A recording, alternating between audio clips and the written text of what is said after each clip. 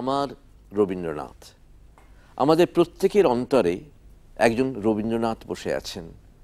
তিনি আমাদের নিজস্ব রবীন্দ্রনাথ, যার সঙ্গে আমরা হয়তো একা সময় কাটাই, যিনি আমাদের জীবনের প্রেরণা, যিনি আমাদের কষ্টে দুঃখে আনন্দে সুখে সব সময় আমাদের হাত ধরে আছেন, যাকে আমরা নিঃশ্বাসের মতন প্রতিদিন গ্রহণ করছি।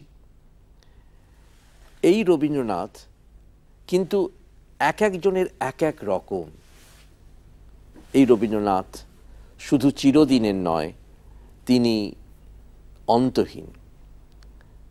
আজকে আমাদের সঙ্গে রয়েছেন অতিথি হিসেবে চন্দ্রিল ভট্টাচার্য। তিনি সাহিত্যিক, তিনি সাংবাদিক, তিনি গীতিকার। চন্দ্রিল সবাই আমরা তাকে চিনি, নাম এক ডাকে যাকে সবাই চেনেন। এবং চন্দ্রিলের সঙ্গে আমি কাজ করি, আমরা একই অফিসে কাজ করি, খুব আড্ডা দিই, রবীন্দ্র প্রসঙ্গও মাঝে মধ্যে ওঠে। এবং চন্দ্রিলের রবীন্দ্রনাথ সম্পর্কে যে ধারণা, তা কিন্তু সাধারণত মধ্যবিত্ত মানুষের রবীন্দ্র ধারণার সঙ্গে যায় না। একটু আঘাতই পেতে পারেন হয়তো অনেকে ওর কথাবার্তা শুনে, কিন্তু আমার খুব ভালো লাগে চন্দ্রিল যেভাবে রবীন্দ্রনাথকে দেখেন। আর চন্দ্রিলের একটা লেখার প্রথম লাইনটাই শুনুন। রবীন্দ্রনাথের মতো যারা দানবিক বিরাটত্ব নিয়ে জন্মান, তারা অনেক কম বয়স থেকেই নিজের ভেতরে ওই প্রদত্ত ক্ষমতার সনসন ঝাপটা অনুভব করতে পারেন। দানবিক বিরাটত্ব, কিন্তু সত্যি সত্যি রবীন্দ্রনাথের বিরাটত্ব তো দানবিকই। এবং এই প্রবন্ধটা কি করে রবীন্দ্রনাথ হতে হয় তার ওপরে। আরেকটি প্রবন্ধ, দুটি মাত্র লেখা রবীন্দ্রনাথের ওপরে লিখেছেন চন্দ্রিল। এটি হচ্ছে রবীন্দ্রনাথ হয়ে ওঠার গল্প, কি করে রবীন্দ্রনাথ হয়ে ওঠা যায় তার কথা। আর আরেকটিতে রবীন্দ্রনাথের মৃত্যু, অর্থাৎ রবীন্দ্রনাথ আর নেই আমাদের মাঝখানে, এই রকম কিছু। অর্থাৎ রবীন্দ্রনাথ নিয়ে যে এই যে বাড়াবাড়ি, এই যে রবীন্দ্রনাথ তিনি গুরু, তিনি সব, তিনি ঈশ্বর, তিনি বাঙালির জীবনের কেন্দ্রে বসে আছেন, চন্দ্রিল সেটা বিশ্বাস করেন না। তাই তো চন্দ্রিল? আচ্ছা, একটা কথা তোমাকে বলি, তোমার এই প্রবন্ধটা পড়ে আমি মুগ্ধ। এবং আগে একটু আলোচনা করি, রবীন্দ্রনাথের মতন যদি ওই রকম একটা বিকট প্রতিভা নিয়ে কেউ আসেন আমাদের মধ্যে, আমাদের প্রতিভাবানরা কি করেন? প্রতিভাবানরা বেশ কিছুদিন চলেন তার প্রতিভার প্রেরণা অনুযায়ী, প্রতিভা অনুসারে। তারপর তার হঠাৎ মনে হয় যে আমি তো এত প্রতিভাবান, আর আমার পরিশ্রম করে কি হবে। সেই কথাটা এখানে লেখাও আছে, সেই কথা এখানে লেখা আছে। এই বইটায় এর হেডিংটা ছাপা হয়নি। এই প্রবন্ধটার নাম হচ্ছে রবীন্দ্র প্রজেক্ট। আচ্ছা। অর্থাৎ যদি রবীন্দ্রনাথ, আমি এখানে সেটা লিখেওছি, আপনি পড়েওছেন, যে রবীন্দ্রনাথ অনেক কম বয়স থেকে অনুভব করতে পেরেছিলেন যে তিনি রবীন্দ্রনাথ হবেন, যে তিনি বিরাট একটা কিছু হতে পারেন। এবার এইটা যেরকম আপনি প্রথম লাইনটা পড়লেন, এইটা অনুভব করতে পারে এরকম কিন্তু প্রচুর লোক আছে। প্রচুর লোক সেই অনন্ত সম্ভাবনা নিয়ে জন্মান, কিন্তু খুব কম লোকই ওই রকম একটা উচ্চতা, আর রবীন্দ্রনাথের মতো উচ্চতায় তো পৃথিবীতে কতজন গেছেন প্রায় হাতে গুনে বলা যাবে। এইটা যেতে যে হবে, যাওয়া যে আপনা আপনি যাবে না, এইটাও রবীন্দ্রনাথ অনুভব করেছিলেন অনেক ছোট বয়সে। তার নইলে অর্থাৎ পরিশ্রমের কোনো বিকল্প নেই। হ্যাঁ, পরিশ্রমের কোনো, এখানে দেখবেন একটা জায়গায় লেখা আছে যে মুহূর্তে রবীন্দ্রনাথ ডান হাতে এই দৈব কলমটিকে অনুভব করেছিলেন, সে মুহূর্তে উনি বাঁ হাতে ধারণ করেছিলেন একটি চাবুক, যেটা শুধুমাত্র নিজের প্রতি নিক্ষেপ করা যেতে পারে। তার কারণ হচ্ছে এটাই একজন খুব বড় লেখক বলেই গেছেন যে কোনো বড় শিল্পীর একটা হাতে নিজের জন্য একটা চাবুক থাকা দরকার। কারণ তা নইলে কোনোদিন একটা লোক নিজেকে ওইভাবে ভাঙতে ভাঙতে বারে বারে রবীন্দ্রনাথ থেকে রবীন্দ্রনাথতর হয়ে ওঠার একটা প্রজেক্ট নিতে পারে না। খুব কম বয়সে রবীন্দ্রনাথ বুঝেছিলেন যে উনি যেখানে চলে গেছেন তাতে উনি মোটামুটি একজন আইকন। অনেক আগে থেকে উনি খুব বিখ্যাত, অনেক আগে থেকে ওকে দেখার জন্য উনি রাস্তা দিয়ে গেলে ছাদ থেকে মেয়েরা ভিড় করতো, ওই রবিবাবু যাচ্ছেন। উনি যেটুকু ছিলেন, উনি এও বুঝেছিলেন যে চারপাশের লোকরা ওর ধারে কাছে আসতে পারবে না। আভিজাত্যে, রূপে, গুণে, ওই আভিজাত্য রূপে আমি কথাই বলছি না, এবং প্রতিভায়, শুধু প্রতিভায়, শুধু উনি যে সাহিত্য করছেন, উনি বুঝতে পারছিলেন যে ওর চারপাশে কেউ নেই যে এই সাহিত্যের প্রতিভা নিয়ে জন্মেছে, কেউ না। এবার এটা কিন্তু একটা ভয়ঙ্কর জায়গা, যেখানে আমি খুব সহজেই বুঝতে পারছি যে আমি মোটামুটি বাঁ হাতে যেটা লিখে ফেলবো সেটা এরা কোনোদিন মানে 10খানা ডান হাতেও লিখতে পারবে না। তখন নিজের মধ্যে সবসময় একটা কমপ্লেসেন্স চলে আসবেই, যে ঠিক আছে তাহলে আমি যা ইচ্ছে লিখি না, আবার বারবার এতগুলো ড্রাফট করার আছে কি, হয়ে গেছে রক্তকর্মী ওই ছাপিয়ে দে, আর ওই লিখবে কে লিখবে আমি ছাড়া, এইটাই মনে হবে। কিন্তু এই লোকটা করছে কি, আবার লিখছে, তারপর আবার কাটছে, তারপর আবার লিখছে, না এটাও ঠিক হলো না। এই যে সারাক্ষণ নিজের প্রতি একটা পুলিশি দৃষ্টিভঙ্গি রেখে যাওয়া, যে পৃথিবীতে কি হচ্ছে, আমার সঙ্গে যারা আছে তারা অনেক বেটে কিনা, এইসব নিয়ে আমি ভাববো না, আমাকে প্রতিনিয়ত এমন করে যেতে হবে যে এই রোমটা কেউ কখনো করেনি। এখানে একটা প্রশ্ন করি তোমাকে, তোমার ব্যক্তিগত রবীন্দ্রনাথ নিয়ে, এই রবীন্দ্রনাথকে তুমি শ্রদ্ধার চোখে দেখো, না এই রবীন্দ্রনাথকে তুমি একটু ব্যাকা চোখে দেখো? অসম্ভব শ্রদ্ধার চোখে দেখি এই রবীন্দ্রনাথকে। অবশ্যই, মানে একটা পারফেকশনিজমের উনি প্রায় চূড়ান্তে গেছিলেন। কিন্তু আরো একটা ব্যাপার আছে, সেটা হচ্ছে যে লোকটা এত দূর পারফেকশনিস্ট যে কোন রকম ভাবে একটা কোনা মানসিক শৈথিল্যকেও যে প্রশ্রয় দেয় না, তার আবার এই এতগুলো লেখা লিখে ফেলা, এইটার সঙ্গে কিন্তু একটা বিরোধ আছে। সাধারণত নিয়ম হচ্ছে একজন শিল্পী যদি সে ওই রকম উঁচু দরের শিল্পী হয়, তার একটা আত্মসংযম থাকবে। কোথায় না, যাহা ভাবিব তাহাই লিখিব, যাহা লিখিব তাহাই ছাপাইব, এইরকম একটা সূত্র ধরে সে চলতে পারে না। কারণ তার তো কলমটা যতখানি জরুরি একটা যন্ত্র, তার একটা বিরাট বাজে কাগজে ঝুড়িয়ে থাকতে হবে, যেখানে অন্যদের কাছে যেটা বাহ এ তো বেশ ভালো, তার কাছে কিন্তু সেটা মনে হচ্ছে অতটা ভালো নয়, সঙ্গে সঙ্গে ওটাকে দুমড়ে মুচড়ে ওই ঝুড়িটায় ফেলতে হবে। কিন্তু আমি নিশ্চিত যে আপনার একটা প্রিয়তম বই হচ্ছে গীতবিতান, আপনি বহুবার বলে হচ্ছেন আমাকে, সেটাই যদি দেখেন তাহলে দেখবেন যে একটা অকল্পনীয় গান, মানে ও কেউ লিখতে কোনোদিন পারবে না, তারপরে হয়তো 3খানা গান যা ওই থিমই রিফ্লেক্ট করে, এবং তার তলায় তারিখগুলো আপনি দেখবেন ওই তারিখ, অর্থাৎ একটু মাথা কাটালেই বোঝা যাবে যে একটা নির্দিষ্ট ভাব ওই দিন ওর মনে ঘোরাঘুরি করছিল, তিনি সেটাকে রূপ দিয়েছেন, রূপ দিয়ে সেই খসড়াটা খুব পছন্দ হয়নি, আবার একটা লিখেছেন, পছন্দ হয়নি আবার একটা লিখেছেন, এই তৃতীয়বার উনি অ্যাচিভ করেছেন এক্স্যাক্টলি উনি যা বলতে চাইছেন, ওই দুটো রেখে দিয়েছেন, ওই দুটো রেখেছেন। এই যে রাখাটা, এইটাকে আমি পছন্দ করি না, বা পছন্দ করি না, আমার পছন্দ অনুযায়ী রবীন্দ্রনাথ চলবেন সেটা আমি বলছি না, কিন্তু আমি বলতে পারি যে এই জিনিসটাকে আমি অনুসরণযোগ্য বলে মনে করি না। আমার মতে জোড়াসাঁকো বা শান্তিনিকেতনে বোধহয় ওই বাজে কাগজে ঝুড়ি ম্যানুফ্যাকচার কম হতো, সেই কারণে কিছু ঝঞ্ঝাট হয়ে গেছে। সেই আত্মসংযমের অভাবটা এইরকম একটা দানবিক প্রতিভাবান লোকের আমার ক্ষেত্রে খুব পীড়াদায়ক বলে। কিন্তু একই রবীন্দ্রনাথ, আমি জানি না সেদিন তিনি কি লিখেছিলেন, কিন্তু যেদিন সমী মারা গেল সেই দিন তাকে দাহ করার পরে, কলেরায় তো তুমি জানো, সবই জানো, এবং তখন উনি গোরা লিখছেন এবং তার মধ্যে লিখছেন, কিংবা যেদিন মীরা মারা গেছেন সেই দিন উনি ভঙ্গ হবে কি না একটা অধিবেশন হলো রাত্রি 10:30 পর্যন্ত, এবং রাবীন্দ্র সুন্দর ত্রিবেদী যাবার সময় জিজ্ঞেস করলেন, রবিবাবু আজকে আজকে আপনার মেয়ে ভালো আছে তো? না, আমার মেয়ে সকালে মারা গেছে। এটা দানবিক, এটাও দানবিক, এটা অবশ্যই দানবিক। এবং এই রবীন্দ্রনাথ কি স্বার্থপর মনে হয় তোমার? না, এই রবীন্দ্রনাথকে আমার অতি অবশ্যই অতি মানব মনে হয়। এবং এই যে এখানে রবীন্দ্র প্রজেক্ট বলে যে প্রবন্ধটা আমি লিখেছি, যার প্রথম লাইনটা আপনি পড়লেন, সেইখানে এই যে কথাগুলো লেখা আছে এটা তার তৃতীয় পোর্শন, যে এই ঘটনাটা পর্যন্ত উল্লেখ করা আছে ওখানে। এখানে বলা আছে যে রবীন্দ্রনাথ অন্যান্য প্রচুর প্রতিভাবান মানুষ জন্মান, যারা প্রতিভাটাকে ভাবেন যে ও প্রদত্ত, বাই ডিফল্ট ওটা আমার আছে, লিখবো, লিখলেই ভালো হবে। তারা বোঝেন না যে তার জন্য একজন খনি শ্রমিকের মতন খাটান দিতে হবে। রবীন্দ্রনাথ তা বুঝেছিলেন, কিন্তু শুধু সেইটুকু বোঝাই যথেষ্ট নয়। এখানে লেখা আছে যে যে কোনো একজন গ্রেট যে কোনো দিকে, সেটা মারাদোনা হতে পারেন, রবীন্দ্রনাথ হতে পারেন, বুঝতে পারেন যে তার গ্রেটনেসের কিন্তু প্রচুর শত্রু আছে। শত্রু আছে মানে ওই আরেকজন লেখক নয় যে তার সর্বনাশ চান, ওরকম নয়। পৃথিবী বাস্তব তাকে বারে বারে, যেরকম বুদ্ধদেব যখন তপস্যা করছেন, ফট করে তার সিদ্ধি লাভ করবেন না, মার তো অনেকগুলো তার জন্য জিনিস পাঠাবে, কেউ তাকে মারতে আসবে, সে ভয় পাবে, কখনো তাকে যৌনতা দিয়ে প্রলোভিত করা হবে, তখন তাকে সংযত থাকতে হবে। এইরকম হয়তো 18-19 খানা স্তর পেরোবার পর নির্বাণ লাভ করা হবে।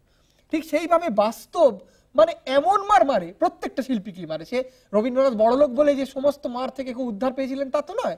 আমরা তার ব্যক্তিগত জীবনে জানি অনেক দুঃখ, অনেক বেদনা, অনেক অপমান তাকে বারবার সহ্য করতে হয়েছে। শুধু অপমান নয়, প্রশস্তিও একটা ভয়ঙ্কর জিনিস। এই যে গুচ্ছের 25টি স্তাবক বসে থাকবে চতুর্দিকে, আর আমি যাই লিখবো বলবে ভালো, এর চেয়ে বড় ফাঁদ কিন্তু ওই নিন্দেও নয়। তার কারণ আমি যাই লিখছি ও বলছে ভালো, তাহলে তো ও তো ঠিক কথা বলছে না, আমাকে তো কন্টিনিউয়াসলি আমাকে জাজ করে যেতে হচ্ছে। এই সব মিলিয়ে জুলিয়ে চলতে গেলে একজন লেখককে কতগুলো স্ট্র্যাটেজি নিতে হয়। তার প্রথম স্ট্র্যাটেজি হচ্ছে তাকে যথাসম্ভব একা থাকতে হবে, হবেই। মানে নিজের সঙ্গে নিজে যতক্ষণ না তিনি প্রাণপণ সময় কাটাচ্ছেন ততক্ষণ অবধি ওই সাহসটা আসে না যা ইচ্ছে তাই করার। এবার উনি যখন শিলাইদহে থাকতেন, এই যে সন্ধেবেলা নদীর চরে আস্তে আস্তে একলা একলা ঘুরে বেড়াচ্ছেন পেছনে হাত দিয়ে, আর দূরে কিছু তারা উঠেছে, আর ওর মনে হচ্ছে যে এই গোটা মহাবিশ্বে ওই নক্ষত্রদের পাশে তারও একটা আসন আছে। তিনিও এই মহাবিশ্বে যে স্রোত চলেছে, যে অনাহত নাচ চলেছে, সেটা নিজের মধ্যে দিয়ে নিজেকে বিনা হিসেবে ব্যবহার করে, বা বহে বেড়ালে ছোট বাঁশি টিরে বা যাই বলুন, তার মধ্যে দিয়ে ওই মূর্ছনাটা প্রবাহিত হবে। তার জন্য নিজেকে একটা আধার হিসেবে গড়ে তুলতে হবে, তার জন্য একলা থাকতে হবে। কোনো আরেকটা মানুষকে উনি সহ্য করতে পারতেন না, মানে ওই রকম সময়, মানে মানে উনি ভিড়ের মধ্যে একলা থাকতেন। হ্যাঁ, ভিড়ের মধ্যে একলা থাকতেন, কিন্তু ভিড়ের মধ্যে একলা থাকা মানে যে জিনিসটা, যৌবনে উনি বেশি একলা থেকেছেন। হ্যাঁ, ওই সময়টাই ওকে রবীন্দ্রনাথ করেছে। মানে যৌবনে যখন উনি একলা থেকেছেন, ওই সময় ওই ছিন্নপত্রাবলীতে আছে যে তুমি যখন ব্যক্তিগত রবীন্দ্রনাথের কথা ভাবো, তোমার রবীন্দ্রনাথের কথা ভাবো, তখন এই একলা রবীন্দ্রনাথের কথা তুমি ভাবো না তুমি ভিড়ের রবীন্দ্রনাথের কথা? না, আমি একলা রবীন্দ্রনাথের কথাই ভাবি। আমার খুব প্রিয় হচ্ছে ওই ছিন্নপত্রাবলীর রবীন্দ্রনাথ, যিনি রবীন্দ্রনাথ হয়ে উঠছেন, এবং ওই যে লেখাগুলো সেগুলো আপাতভাবে একজন মহিলাকে লেখা, তার আত্মীয়া, কিন্তু আমি মনে করি ওই লেখাগুলো আসলে একটা ডায়েরি। আসলে উনি নিজের সঙ্গে কথা বলে চলেছেন। এবং ইন্দিরাকে যখন, ইন্দিরাকে পরিষ্কার কিন্তু একথাও বলছেন যে তোমাকে যখন আমি চিঠি লিখি তেমন ভাবে আমি অন্য কাউকে লিখতে পারি না, তোমার কাছেই আমি নিজের মনের ভাব প্রকাশ করি। একটা চিঠিতে তিনি লিখছেন, এটা খুব ইন্টারেস্টিং লেগেছে আমার কাছে, যে কালকে তোমাকে আর এইভাবে আমি চিঠি লিখতে পারবো না, কারণ কালকে যারা আমার কাছে আসছেন তাদের একজনের আমি স্বামী, অন্যদের আমি পিতা, অমুকের আমি তমুক ইত্যাদি। কিন্তু একথা তিনি ভুলে গেছেন যে আমি যাকে চিঠি লিখছি তিনি আমার ভাইঝি এবং আমি তার কাকা। এটা নারী পুরুষের সম্পর্কে দাঁড়িয়ে গেছে। হ্যাঁ, কিন্তু আমি এইভাবে জিনিসটাকে দেখি না। আমার চিঠিগুলো পড়ে মনে হয় সিম্পলি যে চিঠিগুলো হচ্ছে ওর মনে সারাক্ষণ বিভিন্ন ভাবনা আসছে, এবং ওর একটা আশ্চর্য প্রজেক্ট ছিল যেটা পৃথিবীতে কোনো মানুষের ছিল বলে আমি মনে করি না। তা হচ্ছে আমার মনে যে কোনো অনুভূতি এলেই আমি তাকে সার্থকতম ভাষায় এই বাংলায় অনুবাদ করব এবং সেটাকে লিখে ফেলবো। মানে এই প্রজেক্ট নিয়ে পৃথিবী থেকেও জন্মেছে বলেই মনে করি না, কিন্তু এটাকে উনি অনেকটা সম্ভব করেছিলেন। এবং আমার মনে হয় যে চিঠিগুলো উনি অনর্গল লিখে চলেছেন প্রত্যেক দিন। এই যে বোটে বসে আছি, এই যে পাশে গাছগুলো সরে যাচ্ছে, এই যে জ্যোৎস্না আসছে, এই যে প্রচন্ড ঝড় বৃষ্টির সময়ও বজ্রার জানলাটা ফাঁক করে আমি সেটা দেখছি, আমি ভিজে যাচ্ছি কিন্তু আমি সরছি না। প্রতি মুহূর্তে আমার মনে হচ্ছে যে এই একজন মানুষ এই অসীমের একদম সমান একটা জায়গায় বসার যোগ্যতা রাখে। এই সব কথাগুলো উনি আসলে নিজেকে লিখছেন। এবার উনি যেটা করছেন, কাউকে একটা চিঠিটা পাঠিয়ে দিচ্ছেন, আবার একটা পুনশ্চ দিচ্ছেন, বিকেলে একটু বৃষ্টি হয়ে গেল, ব্যাস এক লাইনে একটা পুনশ্চ, সেটাও হয়তো নিজেকেই লিখছেন। এই চিঠিগুলো উনি যে পরিমাণ বুদ্ধিমান, যে পরিমাণ প্রজ্ঞাবান, যে পরিমাণ স্মার্ট, আমি সত্যি বলতে কি খুব কম ওর সাহিত্যে, মানে চিঠিটাকে আমি সাহিত্য ধরবো, কিন্তু আমি বলছি তা ছাড়া চিঠি তো প্রথাগতভাবে সাহিত্য নয়, ওর সাহিত্যে আমি অনেক ক্ষেত্রেই সেই জিনিসটা খুঁজে পাই না। এইবারে এই যে একলা থাকা স্ট্র্যাটেজি, এই যে একলা রেখে নিজেকে একদম পবিত্র রেখে যে কোনো ভাবনার একদম উপযুক্ততম আধার হিসেবে গড়ে তোলার যে স্ট্র্যাটেজি, এইটা উনি নিয়েছিলেন। এক, দুই হচ্ছে এই ধরনের লেখকে সবসময় খুঁজে বার করতে হয় যে আমাকে সবচেয়ে বেশি উত্তেজিত কি করে, মানে এই শিল্পটার অ্যাফ্রোডিসিয়াকটা কি। এবার পিকাসোর কাছে সেটা যৌনতা, রবীন্দ্রনাথের কাছে বেঁচে গেছেন রবীন্দ্রনাথ যে যৌনতা নয়, প্রকৃতি। হ্যাঁ, প্রকৃতি। এই যে উনি দেখছেন যে একটা প্রকৃতিকে দেখলেই আমার মনের মধ্যে একটা আশ্চর্য আনন্দ, এবং যে কোন রকমের শৈথিল্যকে। তুমি কেন বললে বেঁচে গেছেন রবীন্দ্রনাথ যে যৌনতা নয়? কারণ বাংলায় উনি তো আর পিকাসোর মতো অনর্গল যৌনতা করে যেতে পারতেন না। এটা বাংলা, ভীষণ হতাশা।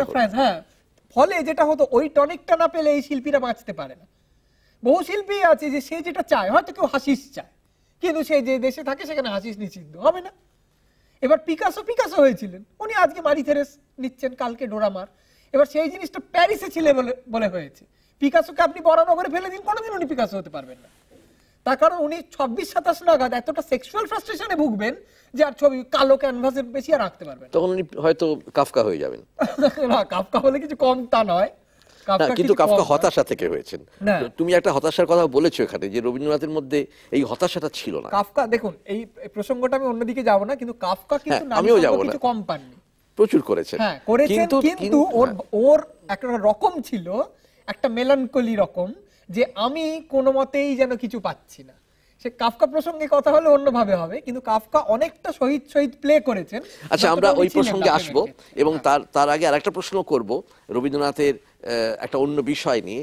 এবং যেহেতু তুমি একেবারেই অন্য প্রজন্মের, আমার থেকেও তুমি অন্য প্রজন্মের, রবীন্দ্রনাথ থেকে অনেক দূরের মানুষ তুমি সময়ের দিক থেকে, তুমি তোমার একান্ত রবীন্দ্রনাথ, নিজস্ব রবীন্দ্রনাথকে এখনো কিভাবে পাও এই যুগে, সেই প্রশ্নটা খুব সেন্ট্রাল হয়ে দেখা দেবে এর পরের বিভাগে। রবীন্দ্রনাথ নিজেই বলেছেন এক জায়গায় যে তোমরা যাকে ভালোবাসা বলো, আমি সেইভাবে কাউকে ভালোবাসতে পারিনি, স্ত্রীকে পারিনি, সন্তানদের পারিনি, বন্ধু বান্ধবদের পারিনি। অথচ রবীন্দ্রনাথ এত প্রেমের গান লিখেছেন, প্রেমের চিঠি উনি প্রায় লেখেননি, আমি তো পাইনি রবীন্দ্রনাথের প্রেমের চিঠি। প্রেমের গল্প লিখেছেন, প্রেম যে বোঝেন না তা নয়, কিন্তু রবীন্দ্রনাথের মধ্যে যেন একটা হাহুতাশও আছে, যদি প্রেম দিলে না প্রাণে। এই যে এলিয়েনেশন, এইটা খুব মডার্ন আমার মনে হয়, যে আমি ভালোবাসি অথচ ভালোবাসতে পারলাম না কাউকে। তোমার আজকের প্রজন্ম থেকে তুমি এই রবীন্দ্রনাথকে কেমন ভাবে দেখো? এই রবীন্দ্রনাথকে কি তোমার খুব কাছের মনে হয়? একদম কাছের মনে হয়। তার কারণ আমি সত্যি বলতে কি, এই বিরতির আগে যে কথা বলছিলাম সেটা কি কন্টিনিউ করে বলতে পারি, যে আমি বলছিলাম যে কোনো একজন বড় মানুষ তার শিল্পের পূর্ণতম বিকাশের জন্য কিছু স্ট্র্যাটেজি গ্রহণ করেন। এই স্ট্র্যাটেজি গ্রহণ করার সময় তারা এর জন্যে সারা পৃথিবীর কি এলো গেল তা নিয়ে বিন্দুমাত্র ভাবেন না, ভাবলে তিনি ওই পটেনশিয়ালটা অ্যাচিভ করতে পারবেন না। মানে আপনি যদি পেলেকে বলেন যে দুপুরবেলা অতক্ষণ ধরে খেললে আমার ডিস্টার্ব হচ্ছে, তুমি খেলো না, পেলে শুনবেন না, কারণ তাহলে তিনি পেলে হতে পারবেন না, ওনাকে 2000টা শটই মারতে হবে, তাতে ডিস্টার্ব হলে হবে। ঠিক সেইভাবেই রবীন্দ্রনাথ কিছু স্ট্র্যাটেজি ডিভাইস করেছিলেন। তার প্রথমটা আমি বলেছি যে যত সম্ভব একলা থাকো। দ্বিতীয়টা, তোমার টনিক, তুমি বুঝতে পেরে গেছো প্রকৃতি, তাহলে যতবার পারো, যখনই মনে হচ্ছে যে ন্যূনতম শিথিল হচ্ছে মনের তারটা, সঙ্গে সঙ্গে প্রকৃতির কাছে চলে যাও। 2 আর 3, এই আপনি যে কথাটা বলছেন সেটা হচ্ছে এই যে আমি ভালোবাসতে পারিনি কথাটা তা নয়, কথাটা হচ্ছে আমি ভালোবাসতে চাইও নি কোনোভাবে। আপনি দেখবেন মৈত্রেয়ী দেবীকে উনি বলেছেন যে ওরম যদি ভালোবাসতুম তাহলে নিজেকে জড়িয়ে ফেলতাম, তাহলে আমি আজ যেখানে পৌঁছেছি এই জায়গায় পৌঁছতে পারতাম না। অদ্ভুত কন্ট্রাডিকশন, উনি ভালোবাসছেন অথচ একই সঙ্গে একটা নির্বেদ ওর মনের মধ্যে রয়েছে, নির্মোহ রয়েছে। এবং যে মুহূর্তে ওই ভালোবাসাটা আসছে সেটাকে মূলত ওই মানুষটির প্রতি নিজের হৃদয়ে উপবেশন করতে না দিয়ে উনি সেটাকে ওর শিল্পের কাঁচামাল হিসেবে ব্যবহার করছেন বেশি।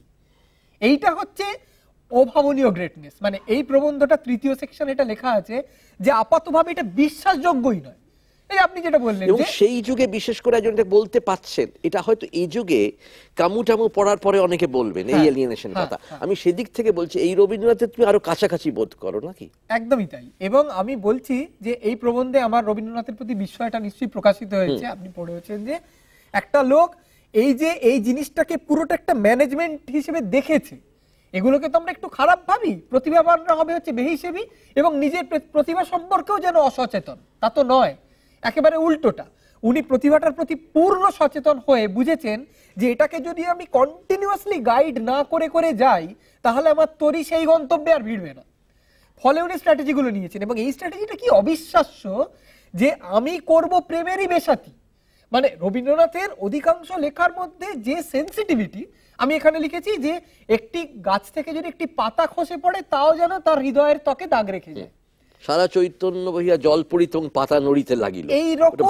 মানে তার হৃদয়টা তো সবচেয়ে তপতপে হয়ে আছে। মানে আমরা ধরে নিতে পারি যে লোকটা এই ধরনের লেখা লিখতে পারে, আমাদের হৃদয়ে যে কঠোর আস্তরণ বাস্তব ফেলে দিয়েছে, সে লোকটা জোর করে সেই আস্তরণটা ফেলতে দেয়নি, যাতে একটা হাওয়া রিন রিন করে বয়ে গেলেও সে সেটাকে সঙ্গে সঙ্গে একটা অকল্পনীয় গানে অনুবাদ করতে পারে, সেই আধার হিসেবে নিজেকে প্রস্তুত করেছে। আবার সে যখন আরেকটা লোকের প্রতি আকৃষ্ট হচ্ছে, সেই লোকটাও তার প্রতি আকৃষ্ট হচ্ছে, এবং যখন মনে হচ্ছে যে এই আকর্ষণ কোনোভাবে আমার শিল্পের একটা কণা ক্ষতি করতে পারে, সঙ্গে সঙ্গে উনি সেটাকে ছুঁড়ে ফেলে দিচ্ছেন।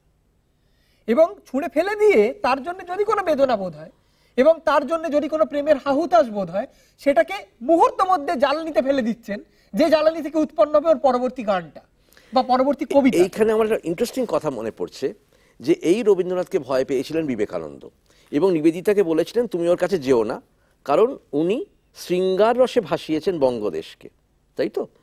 কিন্তু যে লোকটা শৃঙ্গারসে ভাসাচ্ছে তার মধ্যেই কিন্তু এই নির্মোহ নির্বেদটা আছে, এই এলিয়েনেশনটা, এই যে সরে আসার ব্যাপারটা, যেটা সন্ন্যাসী একজন পারে এবং যেটা বিবেকানন্দ হয়তো পেরেছেন। দেখুন, বিবেকানন্দ পেরেছেন কিনা আমি জানি না, কিন্তু আপনি এর আগে একটা উদাহরণ দিলেন, সেই কথাটা এখানে লেখাও আছে যে মেয়ে সকালবেলা মারা গেছে, সন্ধ্যেবেলা লোকটা মিটিং করছে। হ্যাঁ, এবার মিটিংটা কিন্তু নাই করতে পারতেন। উনি যদি বলতেন, খুব স্বাভাবিক সেটা, হ্যাঁ সেটাই স্বাভাবিক, উনি যদি বলতেন দেখো ভাই আমার মেয়ে সকালবেলা মারা গেছে, আমি কথা বলতে পারবো না, তাতে তার প্রতি শ্রদ্ধা বাড়তো, কমতো না। বরঞ্চ উনি যখন বললেন রামেন্দ্র সুন্দরকে যে সকালবেলা মারা গেছে, তখন বরং একজন বাঙালির ক্ষেত্রে তার প্রতি শ্রদ্ধা কমার সম্ভাবনা থাকে। বা উনি যখন ছেলেকে দাহ করে ফিরে আসছেন, স্টেশনে নেমেছেন, সে ঘটনা আপনি জানেন যে একজন এসছেন, উনি জানেন না, আপনি রবীন্দ্রনাথ বলে অনেক কথা বলছেন, রবীন্দ্রনাথ তার সব প্রশ্নের উত্তর দিচ্ছেন, কথাগুলো লেখা নিয়ে অমুক নিয়ে, আপনার ওটা বুঝতে পারিনি।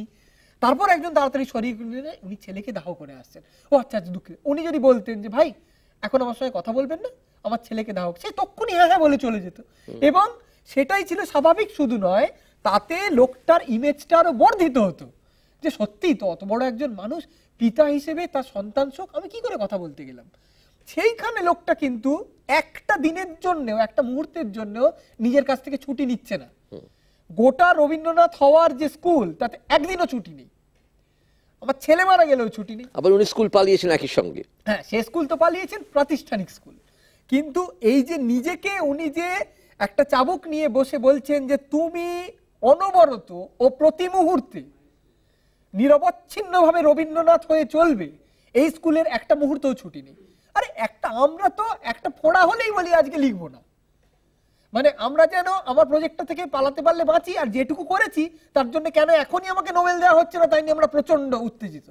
আর এই লোকটা প্রতিটি মুহূর্ত বলছে যে হ্যাঁ আমি যে লেখাটা লিখবো তার মধ্যে চূড়ান্ত প্রেম প্রবাহিত হবে, মানে তাই পড়ে বা তাই শুনে আজ থেকে শতবর্ষ পরে, আর আরেকটু জানলে সার্ধ শতবর্ষ পরেও বলা যেতে পারে, যে সকলেই উদ্বেলিত হয়ে উঠবে, উতলা হয়ে উঠবে। অথচ আমি যখন দেখবো যে হ্যাঁ একটা মেয়ে কাঁদতে কাঁদতে আমাকে চিঠি লিখছে যে এক লাইন লিখুন আমাকে, তখন আমি লিখবো না, কারণ সেটা তখন আমাকে কোনো না কোনো ভাবে, যেটা সত্যি সত্যি তো রানুর ক্ষেত্রে হলো। একদমই তাই, আমি সেটাই অ্যালিউড করছি না, যে তখন কিন্তু সে একটা লাইন চিঠিও লিখবে না। এবং রানু বলছেন যে তুমি আমাকে কুকুরের মতন ফেলে দিয়ে চলে গেলে, এখানে আমরা রবীন্দ্রনাথের নিষ্ঠুরতা দেখতে পাই। হ্যাঁ, কিন্তু আমি বলছি এই রবীন্দ্রনাথকে কিভাবে দেখো?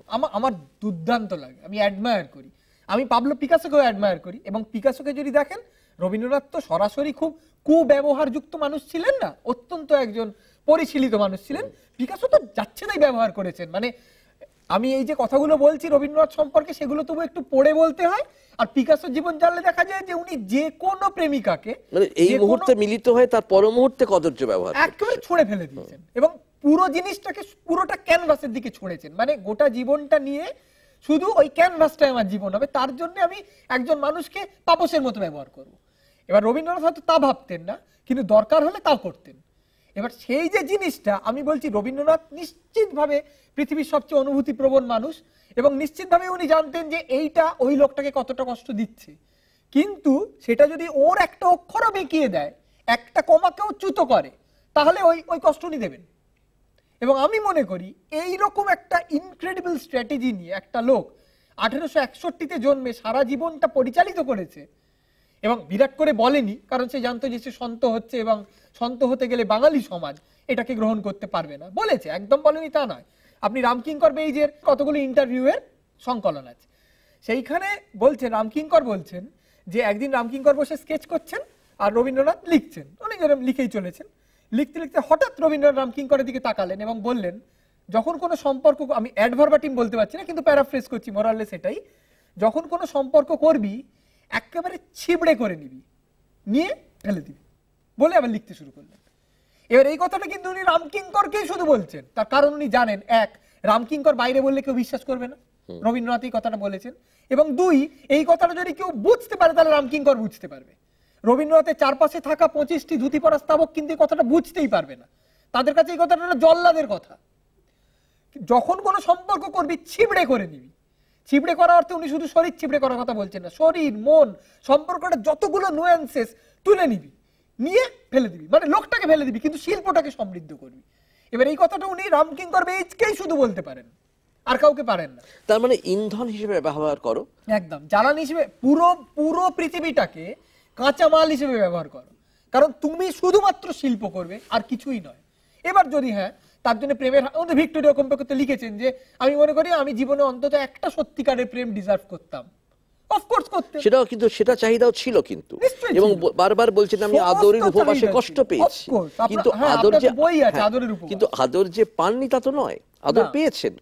আমি বলছি আদর পেয়েছেন, কিন্তু তখন তিনি ওটাকে ব্যবহার করেছেন, ওর লেখায় কাজে লাগিয়েছেন, এবং তারপর যখন মনে হচ্ছে লেখায় কাজে লাগবে না, তখন ওর কাছে পৃথিবীর কোনো কিছুই গুরুত্বপূর্ণ নয়। এইটা হচ্ছে সত্যিকারের একজন ওই দানবিক বিরাটত্ব যার থাকে, খুব কম লোক এইটাকে নিয়ে চলতে পেরেছেন। কেউ হয়তো বুধবার চলেছেন, আবার বৃহস্পতিবার থেকে সেই ধর্ম থেকে চ্যুত হয়েছেন, কিন্তু রবীন্দ্রনাথ কখনো হননি। এই রবীন্দ্রনাথের প্রতি সত্যি বলতে কি আমার সম্মানের কোনো শেষ নেই। তুমি কোন রবীন্দ্রনাথকে পছন্দ করো না? তুমি আমাকে নিজে বলেছো যে রবীন্দ্রনাথের গান তোমার বেশিক্ষণ ভালো লাগে না, মানে এই কথাটা, হ্যাঁ দেখুন তা লাগে না, এই কথা সত্যি। আমি রবীন্দ্রনাথের সাহিত্যকে যে খুব বিরাট পছন্দ করি তা নয়, এতক্ষণ যা কথা হলো সেটা হচ্ছে রবীন্দ্রনাথের যে, কিন্তু সেই দানবিক প্রতিভার যে ফসল তা যে তুমি খুব বেশি পছন্দ করো তা নয়। না, তার অনেক কিছুই আমি পছন্দ করি না, একদম রবীন্দ্রনাথের কোনো লেখাই আমার ভালো লাগে না তা একেবারেই নয়। কিছু কিছু লেখা ভালো লাগে, কিছু কিছু লেখা ভালো লাগে। রবীন্দ্রসঙ্গীতের ক্ষেত্রে একটা সরল কথা বলি, এ নিয়ে আমার কোনো কথা বলার কোনো অধিকারই নেই, কারণ সঙ্গীত জিনিসটা, তুমি একজন গীতিকার, সেই সম্পর্কে কিছু অধিকার আছে। কি হয়েছে, আমি লিখে দিতে পারি সব, হ্যাঁ তাতে কিছু এসে যায় না। গান বুঝতে গেলে তো সুর বুঝতে হয়, আমার মধ্যে সঙ্গীত জিনিসটা একদম নেই। আমি সঙ্গীত উপভোগ করি না, আমি সারা জীবনে একটাও বাহ এই গানটা শোনা যাক বলে গান চালিয়েছি এরকম হয়নি। ফলে একজন অন্ধকে যেমন জিজ্ঞেস করা যায় না যে ভাই সূর্যাস্ত ভালো না সূর্যোদয় ভালো, তেমনি আমাকে সঙ্গীত সম্পর্কে কোনো প্রশ্ন করা যায় না। হ্যাঁ এক কথা ঠিক, আমার রবীন্দ্রসঙ্গীত আধ ঘন্টার বেশি ভালো লাগে না, কিন্তু আমার সঙ্গীতই ভালো লাগে না। ফলে আমার যে রবীন্দ্রসঙ্গীতের প্রতি বিশেষ কোনো বিদ্বেষ আছে না। তুমি যখন গান লেখো তখন তুমি আশা করো যে সেই গানও কেউ শুনবে বলে? না না, অবশ্যই আশা করি, আমার বাহাদুরির আকাঙ্ক্ষা প্রচুর, কিন্তু গান জিনিসটা, আমি চন্দ্রবিন্দুর গানও শুনি না। আচ্ছা, আমার গান ভালো লাগে না, কি করব, ওই রসটা আমি বঞ্চিত। হয় না যে একটা লোকের মিউজিক্যালি ডেভ, সে পারে না। এবং রবীন্দ্রনাথের গানটাই কিন্তু উনি বলেছেন আমার কিছু না থাকুক গান থাকবে, এবং তুমি সেই গানটা, আচ্ছা কেন তুমি নিতে পারো না তোমার ব্যক্তিগত জায়গাতে? রবীন্দ্রনাথের গান তোমায় কিছু দেয় না কেন? না না, তার কারণ গান জিনিসটাই তো আমি ভালোবাসি না। কথা, রবীন্দ্রনাথের গানের কথা হ্যাঁ অপূর্ব লাগে মাঝে মাঝে, মানে কিছু কথা আছে যার কোনো তুলনাই হয় না। মানে রবীন্দ্রসঙ্গীতের কিছু কিছু লাইন মাঝে মধ্যে হট করে মনে পড়লে মনে হয় যে এইরকম একটা লেখা যে লেখা যায়, এটাই আশ্চর্য। মানে তুমি গান হয়তো আধ ঘন্টা শুনতে পারো না, কিন্তু গীতবিতান 45 মিনিট পড়তে পারবে। গীতবিতান 45 মিনিট পড়তে পারবো, কিন্তু সিলেক্টিভলি। এবং গীতবিতান দেখলে সত্যি বলতে কি যে পরিমাণে গান উনি তার মধ্যে সন্নিবিষ্ট করে গেছেন, সেই জিনিসটা আমার খুব একটা পছন্দ হয়েছে। আমি বললামও যে প্রচুর গান গীতবিতানে আছে যা একেবারেই পদের নয়, মানে 2000 গানকে একেবারেই পদের নয়, এবং 2000 গানকে 200-250 মধ্যে নিয়ে আসতে পারলে ভালো হতো। কতর মধ্যে আসতে পারলে ভালো হতো আমি জানি না, তাহলে তো সত্যি বলতে কি এক্সটেন্সিভলি আমাকে গানগুলো পড়তে হয়, ঝাড়াই বাছাই করতে হয়, তার কোনো উৎসাহই আমি বোধ করি না। কিন্তু হ্যাঁ, যে যতগুলো গান আছে ততগুলো যে না থাকলেই হতো। এবং একটা কি বলবো, কমন সেন্সিক্যালি কথাই বলা যায় যে অধিকাংশই না থাকলে যে ভালো হতো, এতে কোনো সন্দেহ নেই। তাহলে গান লিখে উনি বেশ অমঙ্গলই করেছেন পৃথিবীর।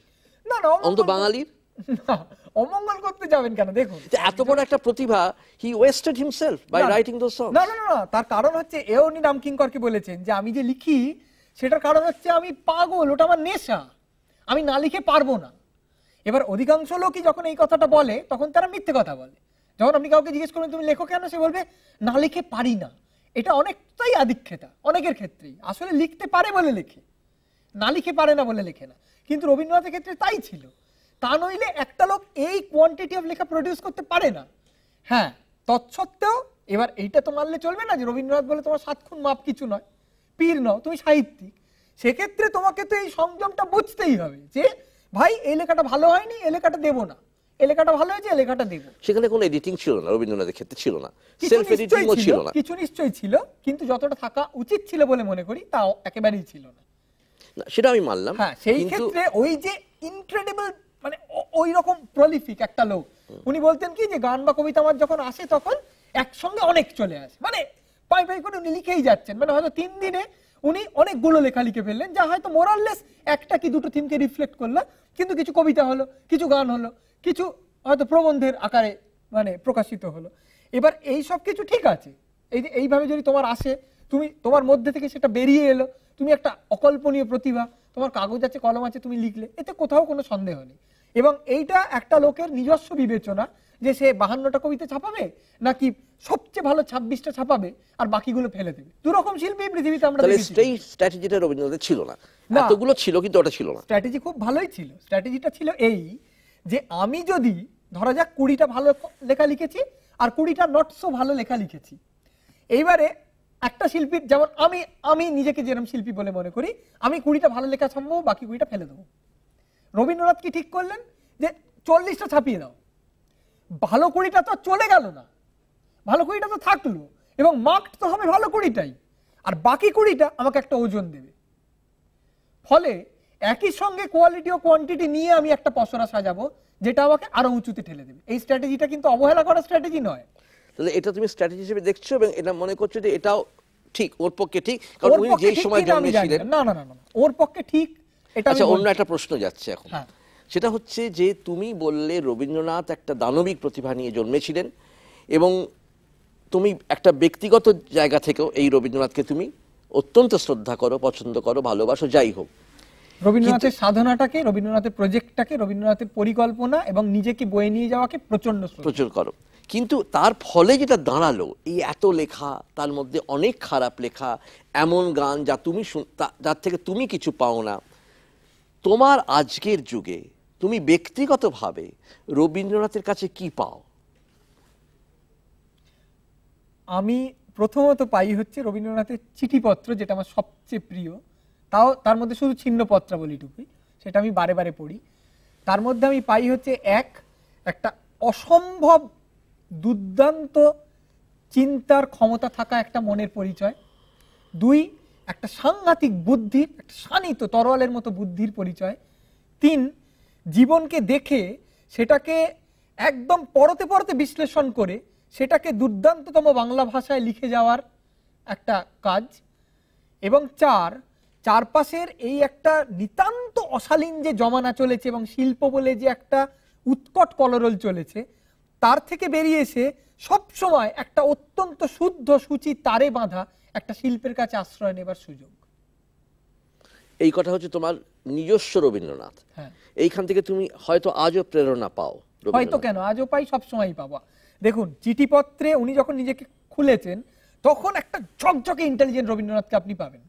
আবার যখন গান লিখছেন বা কবিতা লিখছেন তখন ইচ্ছে করে ওই বুদ্ধির জায়গাটা স্তীমিত করে হৃদয়ের জায়গাটা বাড়িয়ে দিচ্ছেন, কারণ উনি বুঝতে পারছেন 1, বাঙালির কাছে এটা বেশি গ্রহণযোগ্য হবে, আর 2, এভাবে আমি আমার শিল্পটাকে একটু মেদুর করে তুলতে পারবো, যেটা ওর মতে শিল্পের স্টাইল হিসেবে যাবে ভালো।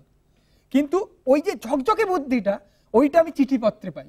ওই বুদ্ধিটা আমাকে সবসময় অনুপ্রাণিত করে। আর একটা লোক সব বুঝতে পারছে, সেটাকে বিশ্লেষণ করছে, সেটাকে লিখছে। একটা লোক চুপচাপ আকাশের তলায় বসে এতগুলো কথা ভেবে ফেলতে পারছে, তার মনে কন্টিনিউয়াস ওই চিন্তাগুলো আসছে এবং সে সেগুলোকে একদম ঠিকঠাক ভাবে বিন্যস্ত করে, গ্রথিত করে তারপর কাগজে সাজিয়ে দিচ্ছে।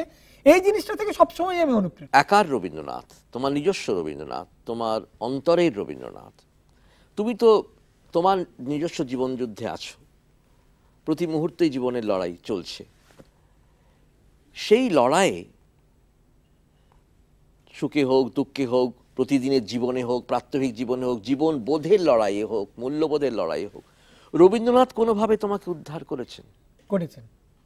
করেছেন। তার কারণ হলো এই যে, একটা কথা আমি আগেই বললাম যে চারপাশের যে চূড়ান্ত অশালীন সংস্কৃতি বলে যে জিনিসটি চলছে, সেটা থেকে তো মাঝে মাঝে স্নানের প্রয়োজন হয়, কারণ এর মধ্যে থাকতে হয়।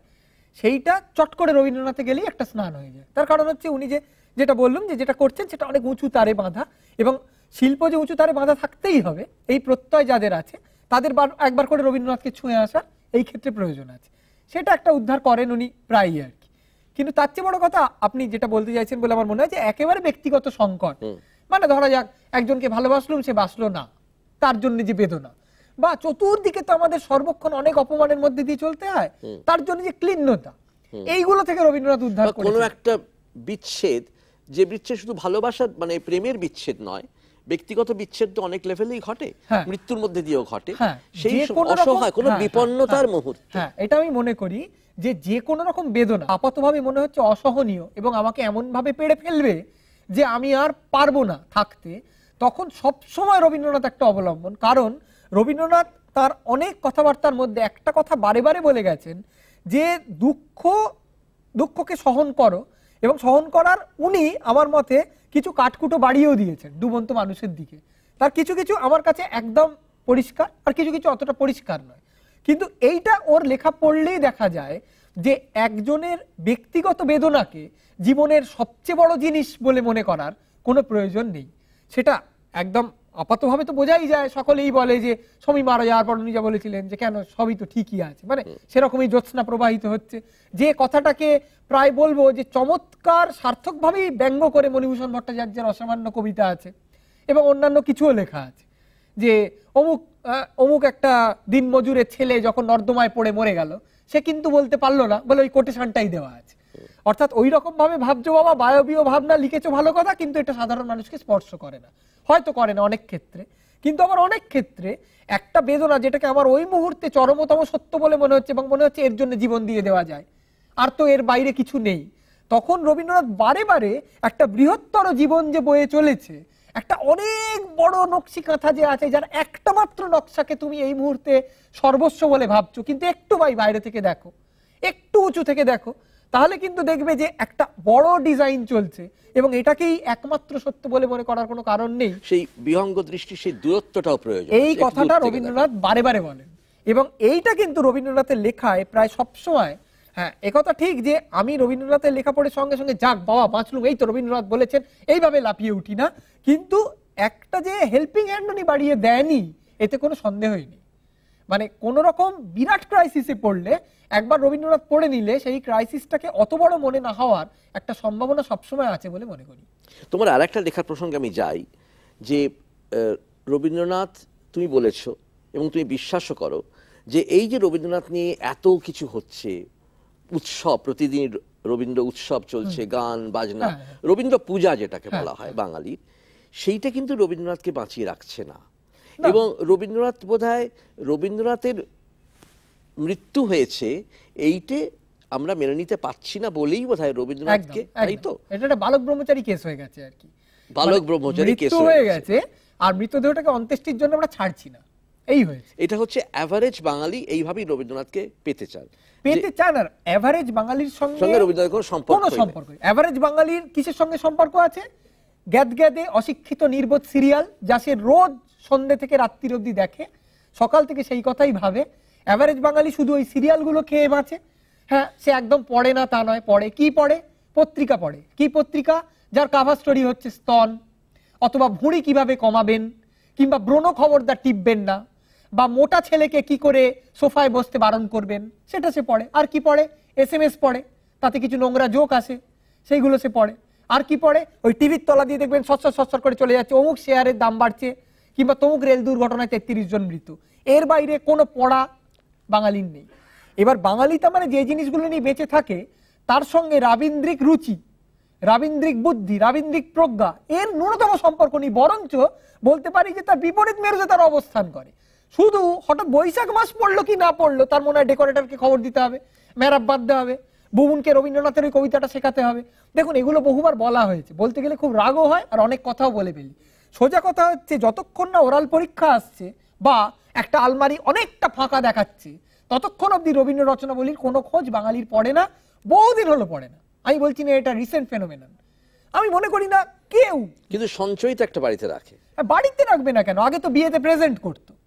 এবার গত 20-30 বছরে, মানে আমার বয়স এখন 40, তাহলে আমি ধরছি গত 20-30 বছর আমি সজ্ঞানে পৃথিবীটাকে দেখছি, আমি কাউকে দেখিনি যে রবীন্দ্রনাথ পড়ে।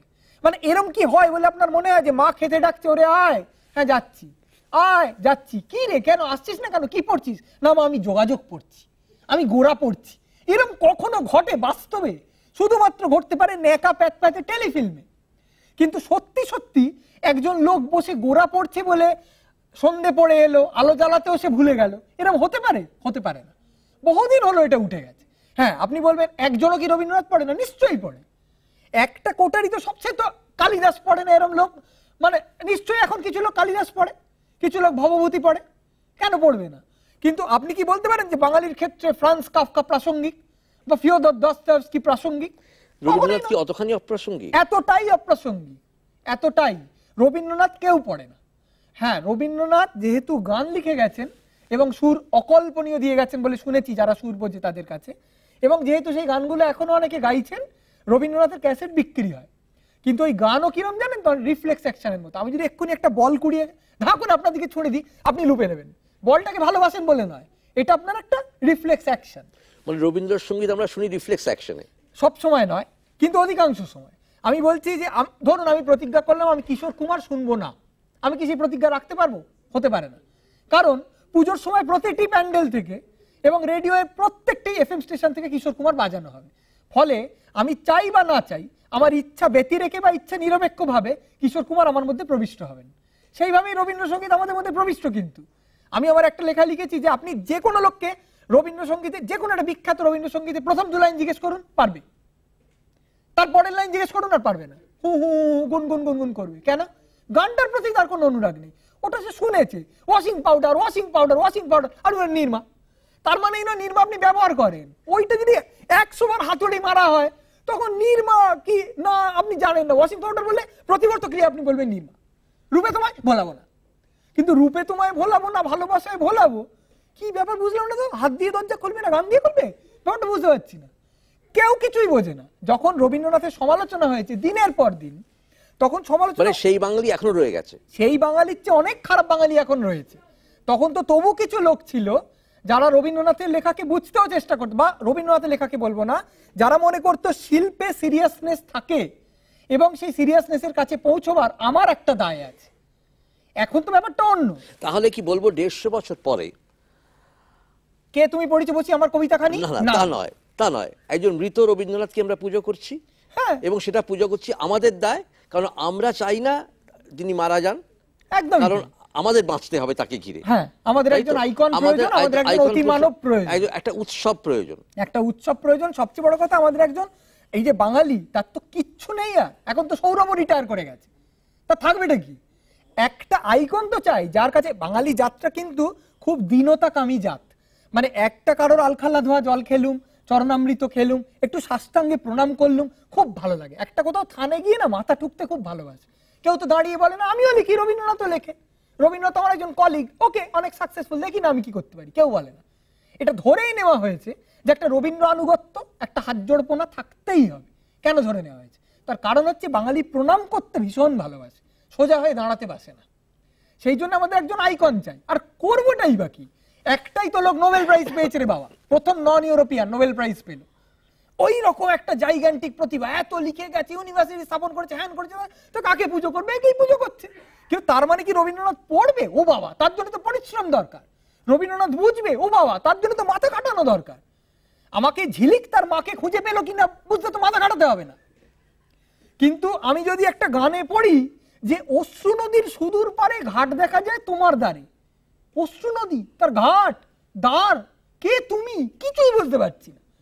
যখন রবীন্দ্র সমালোচনা হয়েছে এইভাবেই কেন সমালোচনা হয়েছে যে ওর কথা কিছু বোঝা যায় না, দুরূহ। কিন্তু আজকেও বাঙালি বুঝতে পারছে না, আজকে বাঙালি বুঝতে তো পারছেই না, বুঝতে চায়ও না। অর্ধেক বাঙালি রবীন্দ্রনাথকে তাদের দরকার, রবীন্দ্রনাথকে দরকার। হ্যাঁ, তার কারণ হচ্ছে দুর্গাপুজো দরকার, ডাং ডাং ডাং। তোমার কিন্তু ব্যক্তিগতভাবে সেইভাবে রবীন্দ্রনাথকে প্রয়োজন নেই, একেবারেই নেই। আমার কাছে বরং সত্যজিৎ রায়, ইংমার বার্গম্যান, জালুক গোদার, আন্দ্রেই তারকভস্কি, এলা রেনে, তারপরে চার্লি চ্যাপলিন অনেক অনেক বেশি প্রয়োজনীয়, পাবলো পিকাসো, সালভাদর দালি অনেক বেশি প্রয়োজনীয় রবীন্দ্রনাথের তুলনায়। তার কারণ এই রে, এটা 1 ঘন্টা বলতে হবে। তার কারণ হচ্ছে এরা আধুনিক। রবীন্দ্রনাথ তোমার কাছে আধুনিক নন না, কিছু ক্ষেত্রে আধুনিক। আমি এই কথা বলবোই যে ডাকঘরের মতন নাটক কোনোদিন, মানে যতদিন পৃথিবী থাকবে ততদিন আধুনিক থাকবে। কিন্তু সত্যজিৎ রায় যখন নষ্টনীড় নিয়ে ছবি করেন, তিনি তো একটা আধুনিক গল্প নিয়ে ছবি করছেন না? তোমার মনে হয় চারুলতা অনেক বেশি আধুনিক নষ্টনীড় গল্পটার থেকে? এইটা নিয়ে না কথা বলার মানে হয় না, কারণ একটু অপ্রিয় প্রসঙ্গে যেতে হবে। চারুলতা কিন্তু সত্যজিৎ যতই বলুন যে film with the least number of flaws, Charulata ওর মেজর ছবি নয়। চারুলতা ওকে রিফ্লেক্ট করে না। চারুলতা উনি করেছেন, কিন্তু একজন আধুনিক মানুষ হয়েও করেছেন। হ্যাঁ, একজন, হ্যাঁ, সত্যজিৎ তার সমস্ত ছবিতে আধুনিক নন। কিছু ছবিতে আধুনিক, কিছু ছবিতে আধুনিক নন। যে পৃথিবীর প্রায় সমস্ত শিল্পী সব সময় তো আর নিজের ফুলেস্ট পটেনশিয়ালটা সব শিল্পে ডেলিভার করে যেতে পারে না, যদি না তিনি একটা বা দুটো বা তিনটে মাত্র শিল্প করেন। কিন্তু তোমার মনে হয় না নষ্টনীর গল্পটা তখনকার দিনের পরিপ্রেক্ষিতে খুব আধুনিক এবং এখনো আধুনিক? দেখুন, নষ্টনীর আধুনিক গল্প হতে পারে, কিন্তু একটা শিল্পে কি বলা হচ্ছে এর থেকে তার আধুনিকতা খুব একটা পড়া যায় না, যতটা কিভাবে বলা হচ্ছে তার থেকে পড়া যায়। এবার এইটা সত্যি বলতে কি একটা আলাদা বিরাট আলোচনার বিষয় যে আধুনিকতার সংজ্ঞাগুলি কি বা অন্তত লক্ষণগুলি কি। একটা সংজ্ঞা তো আধুনিকতা দেওয়া যায় না। খুব ছোট করে বলতে গেলে আমি মনে করি যে শিল্পের কেন্দ্রে কোনো রকম অসন্তোষ নেই, কোনো অশান্তি নেই, কোনো হতাশা ক্ষোভ নেই, যে শিল্পের কেন্দ্রে শিল্পের প্রথাকে ভাঙার কোনো রকম চেষ্টা নেই, এবং সর্বোপরি যে শিল্পের কেন্দ্রে নাছোড় লাগাতার নিষ্ঠুর নৃশংস আত্মানুসন্ধান নেই, সেই শিল্প আধুনিক নয়। তাহলে রবীন্দ্রনাথের ক্ষেত্রে এগুলো নেই?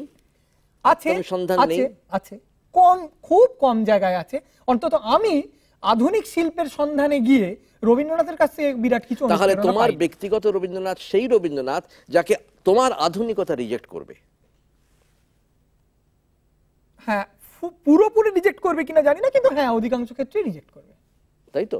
মানে অথবা তোমার মধ্যে একটা হয়তো কোথাও দোলাচল আছে, একটা হয়তো কোথাও খুব দোলাচল নেই। সত্যি বলছি, রবীন্দ্রনাথ আমি প্রথম পড়েছি ক্লাস 10 মাধ্যমিক দেওয়ার পর, এক্সটেন্সিভলি পড়েছি। তারপর আমি গুরু চণ্ডালিকা বলে একটা লেখা আনন্দবাজার পত্রিকা একবার লিখেছিলাম, রবীন্দ্রনাথের সমস্ত মেজর চরিত্রগুলোকে নিয়ে, ডায়লগগুলোকে নিয়ে ঘেঁটে এর ঘাড়ে ওকে ফেলে একটা নাটক লিখেছিলাম, যেখানে আর কি অমলও আছে, অমলের সঙ্গে সন্দীপের দেখা হচ্ছে, তার সঙ্গে চারুলতার দেখা হচ্ছে, মানে একটা যাচ্ছে তাই ব্যাপার। তখন এক্সটেন্সিভলি পড়েছিলাম।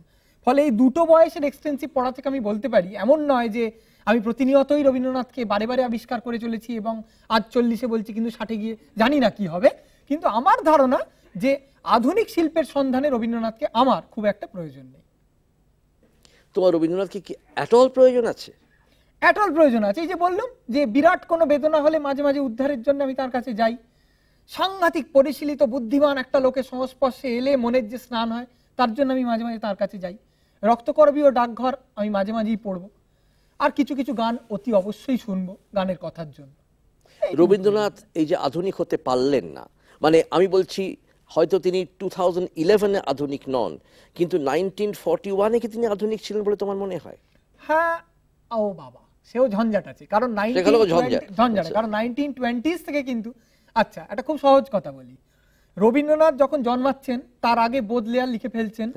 হ্যাঁ, এবং উনি বলছেন আশবাবের কবি, উনি পছন্দই করছেন না, বুঝতেই পারছেন। রবীন্দ্রনাথ এলিয়াটও বোঝেননি, রবীন্দ্রনাথ বোদলেয়ারও বোঝেননি, রবীন্দ্রনাথ জীবনানন্দকেও বোঝেননি। যদি বুঝতেন শুধু একটি চিত্রবোমা বিশেষণ দিয়ে ছাড়তেন না। এবং মোস্ট ইম্পর্টেন্ট, রবীন্দ্রনাথ জীবনানন্দকে কি বলেছেন, যে তোমার লেখার কেন্দ্রে একটি অশান্তি আছে, তাই দিয়ে কিন্তু মহৎ সাহিত্য হয় না। জীবনানন্দ তার উত্তরে কি বলেছেন, যে একটি লেখার কেন্দ্রে শান্তি আছে না অশান্তি আছে, তাই দিয়ে লেখাটি সার্থক না অসার্থক তা বিচার করা যায় না। লেখাটির কেন্দ্রে সত্য আছে না নেই, শুধু তাই দিয়ে বিচার করা যায়। এবং যে অর্থে বুদ্ধদেব জীবনানন্দকে বুঝতে পেরেছিলেন, সেই অর্থে কখনোই পারেননি। এবং রবীন্দ্রনাথকে যদি একটু নির্মোহ দৃষ্টিতে দেখা যায়, তাহলে দেখা যাবে যে দুর্দান্ত যে কাণ্ডগুলো হয়ে চলেছে। বোদলেয়ার লিখছেন কিন্তু রবীন্দ্রনাথের জন্মের আগে। রবীন্দ্রনাথের 20 বছর বয়সের আগে র্যাবো লিখে নির্বাসনে চলে যাচ্ছেন।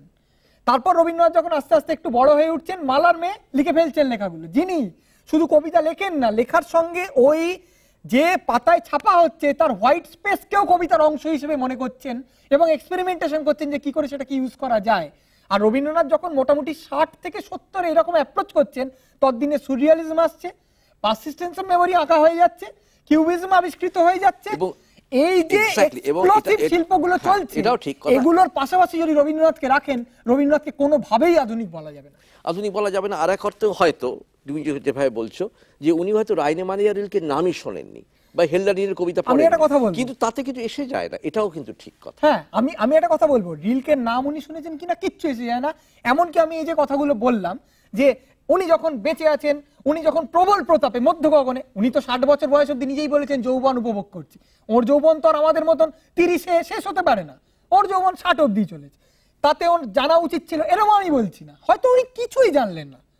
টি.এস. এলিয়ট যখন একটা সান্ধ্য আকাশকে তুলনা করছে একটা টেবিলের ওপর অজ্ঞান হয়ে থাকা রোগীর সঙ্গে, উনি সেটা বুঝতে পারছেন না। উনি টি.এস. এলিয়টকে ব্যঙ্গ করে বলছেন যে একটা নির্দিষ্ট কবিতায় একটা কে মারা গেল, আর তারপর কি হলো না, একটা ঝেড়ে চাকরের কোলে আর একজন চাকরানি উঠে বসলো। এই যদি একটা কবির প্রতিপাদ্য বিষয় হয় তাহলে আমার কিছু বলার নেই। আধুনিক কবিতা কি, তাকে ব্যঙ্গ করে রবীন্দ্রনাথ বলছেন যে স্ত্রী বসে আছে, স্বামী আস্তে আস্তে একটি পথের বাঁকে মিলিয়ে যাচ্ছে, স্ত্রী চৌকাঠে দাঁড়িয়ে দেখলো, তারপর ফিরে এসে হাঁটুতে থুতনি রেখে বড়া ভাজতে বসলো, কিন্তু কার জন্যে? উত্তরে 1.5 লাইন ভরে ফুটকি। এই বলে রবীন্দ্রনাথ ব্যঙ্গ করছেন। তার মানে রবীন্দ্রনাথ আধুনিক কবিতা কি হচ্ছে ছাতার মাথা কিছু বুঝতেই পারেননি। তার অনেকগুলো কারণ আছে, মানে তাই নিয়ে 2 ঘন্টা বলা যায়, কিন্তু প্রধান কারণ, একটা ছোট্ট কারণ এবং সর্বপ্রধান কারণ হলো এই যে রবীন্দ্রনাথ একরকম না আস্তিকতায় বিশ্বাসী। যাই ঘটে যাক না কেন, এই গোটা পৃথিবী জুড়ে একজন পরম কল্যাণময় মানুষ একটা মঙ্গল বিধান করছেন, এবং যে কোনো ক্ষতির কোথাও না কোথাও একটা পূরণ আছে। এইখানে তোমাকে একটু থামাই, আমার শেষ প্রশ্ন তোমার কাছে, বিকজ আমরা একেবারেই অনুষ্ঠানের শেষে চলে এসেছি। তুমি নাস্তিক, তাই তো? তুমি নাস্তিক মানে যে অর্থে রবীন্দ্রনাথকে আস্তিক বললাম সেই অর্থে তুমি নাস্তিক? নাস্তিক তো, কারণ আমি খবরের কাগজ পড়ি, খবরের কাগজ পড়লে কোনো মানুষ আস্তিক হতে পারে না। ঠিক আছে, ঠিক কথা। তুমি রবীন্দ্রনাথের ঈশ্বরে বিশ্বাস করো না, এটুকু আমি মানতে পারি, বলতে পারি। রবীন্দ্রনাথ যে কল্যাণময় বিশ্বাস করতেন তাতে করি, তাতে করো না। তাহলে সেটা একটা বিশাল বাধা কিন্তু রবীন্দ্রনাথকে পৌঁছবার। না না, পৌঁছতেই হবে, তার দায়ী বা ঘাড়ে নিয়ে যাবে, কেউ ঘাড়ে হয়নি।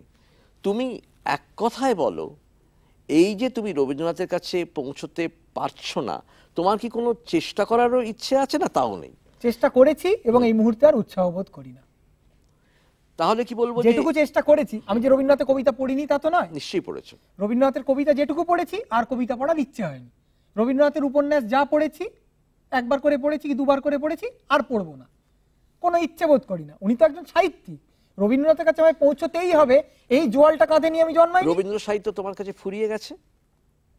ফুরিয়ে যায়নি, ওই যে বললাম, ডাকঘর পড়বো, রক্তকরবী পড়বো, চিঠিগুলো পড়বো, কিছু পড়বো, কিছু পৃথিবীর যে কোনো সাহিত্যিকের সঙ্গে যা ব্যবহার করি না, একটা সোজা কথা বলি, পৃথিবীর যে কোনো সাহিত্যিকের সঙ্গে একজন পাঠক যা ব্যবহার করে, আমি রবীন্দ্রনাথের সঙ্গে তাই ব্যবহার করি।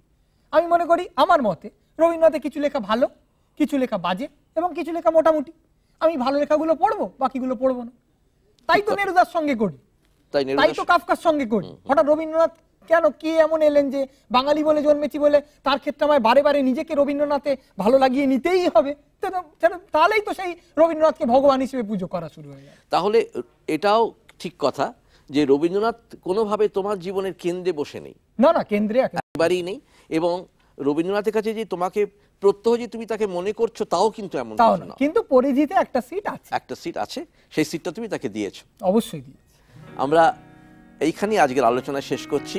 পরিধিতে রবীন্দ্রনাথের জন্য একটা সিট আছে চন্দ্রিলের জীবনে, কিন্তু চন্দ্রিলের জীবনে কেন্দ্রে রবীন্দ্রনাথ নন। কিন্তু এইভাবেই চন্দ্রিল রবীন্দ্রনাথকে আজও পান।